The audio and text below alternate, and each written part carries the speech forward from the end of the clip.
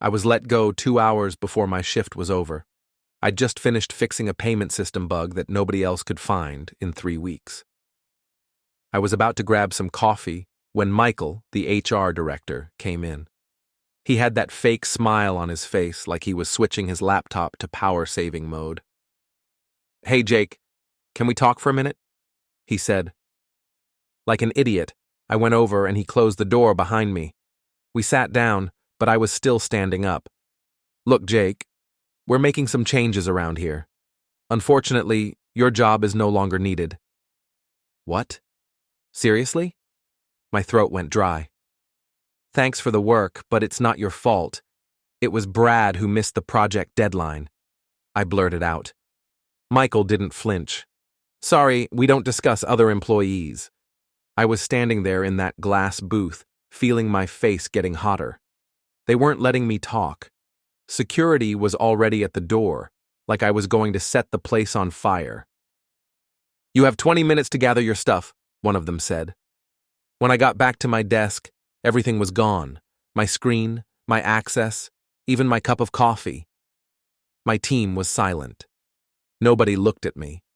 Emma just mumbled an apology as I passed her desk. But the worst part was when they handed me the envelope.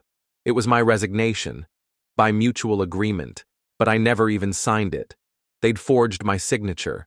Now I was left with nothing. No job, no home, my apartment was paid for by the company, and no insurance. I was standing outside in the rain with only one box, my headphones, cactus, and old college keyboard. Brad walked past, his wet hair sticking to his forehead, and he gave me a big, satisfied grin. "Sorry, man, it was business," he said, as he gave me a pat on the shoulder and disappeared into the elevator. And then it hit me. I wasn't just fired, I was totally screwed, manipulated, coolly and without warning. Instead of sleeping under a bridge that night, I ended up sitting in a chair with a box full of old office stuff in my lap. I dozed off and on, waking up periodically from anxiety. It felt like someone was touching me, or I was dreaming of signing another fake document. Next morning, I grabbed some free tea from the machine and booted up my computer for the first time in days. Of course, access to corporate emails was gone, but I had my backups, the ones I automatically made out of habit. Scripts, logs, commit data, all there. I was starting to notice some weird stuff happening with the commits towards the end of the week. About 2 days before Brad got fired, he did some weird changes to our Umbra project, a beta client data management platform. I wasn't on the Umbra team, but I had looked through their code once and noticed a bug, but nobody had fixed it. Then these weird commits started popping up. They were complicated and hidden. Brad added some code that caused an insane amount of server load with certain requests, like he was trying to crash the system on purpose. He then reverted the changes and pointed the blame at me. All the log files pointed to my username. They tried to frame me, but then I found the bug that he had hidden and fixed it. After that, they changed the Git history. Someone with admin access probably did it. Now, it looks like I introduced the disastrous bug that caused delays, missed deadlines, and lost money. I started rebuilding the chain, scanning old backups and checking commit hashes. With each match, my breathing got easier. I wasn't crazy, I really had been framed. For 3 days, I worked in silence and detail. I found a quieter co-working space and ate candy bars and instant noodles, changing locations to avoid drawing attention. By the morning of Monday, I had the whole picture, who did what, when, and how. Next step? Going to court wasn't an option. It would take years. Filing complaints wasn't worth it. They had good lawyers. Before seeing Emma's messages, I didn't think about revenge. Then there was a photo, a screenshot of a conversation between Brad and Michael. "Today we're going after Jake. Doesn't he get it yet?" I shut my laptop and stared into the darkness for a long while. No, court wasn't the answer. I'd make a virus instead. I slept for like 3 hours over the course of 2 days. I was running on pure anger and concentration, man. I haven't been so clear in my coding since college. When you're broke and angry and free, the only thing you have is the truth and your keyboard. My first prototype was called Echo Creep. It was no ordinary virus. It was a digital ghost that lived in the shadows of Umbra's platform. I found a weakness in the way Umbra syncs data between its microservices and used it to create Echo Creep. Everything, input, processing, recording, was duplicated, but with a twist. Customers would get duplicate transactions, their budgets would go into the negatives, and bug tracking would fill with fake errors.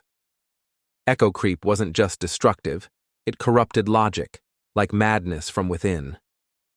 I knew how to get into the system. There was an old endpoint that wasn't being used and was protected by simple authentication. I used it for testing, and if a request came in with a certain token, it went live. But I wanted real access. I thought of an ex-colleague, Kyle. We worked together on a project and he left the company a year ago. I messaged him, just the facts, nothing personal. I said, I need some access to the system. No big deal, just a token. You decide, but I'm in a bit of a bind and want some revenge.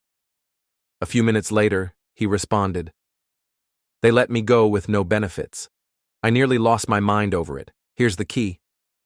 He sent me the access code. It was easy to launch. One curl request with a little script in the body, and I waited until 2 a.m. 00 when the load was light. My heart raced, but I wasn't nervous, just focused for the first time in forever. The command went in, press, wait. After a minute, I checked the log server. There was activity. The replication had started. No errors yet, it's moving along. Like a virus spreading through cells, slowly but surely. I took a walk around the city that night. The air was cool, and the sky was dark.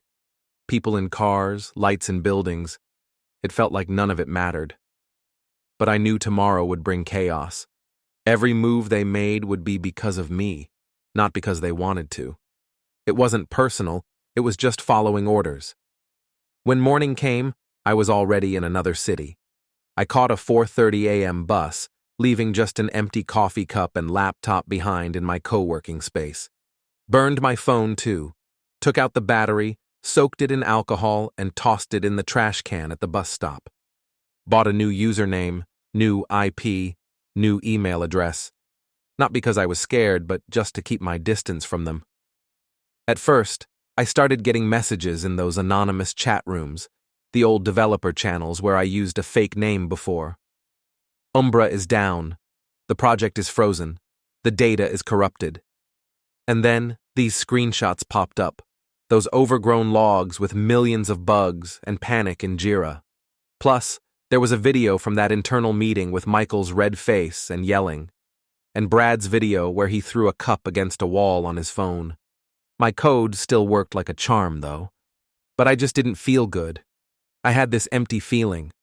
I did what needed to be done, but it just didn't seem like it was mine anymore. And then, one day, Kyle messaged me. They think the Chinese caused the virus. Clever move. All I could say was, thanks. He replied, I'm going to Europe. It's time to move on. We both nodded, even though we weren't in each other's direct range anymore. Months later, I got an email, a real one, in a real envelope. You know, just in case I needed to set up a fake mail account in some random town. It was from the boss of this tiny cybersecurity startup. He said I did the impossible before, and he needed me to do it again, but this time for them. The pay was good. That gave me a smile. It wasn't the big win, but it was a step in the right direction. This time, it was according to the rules, but still my way.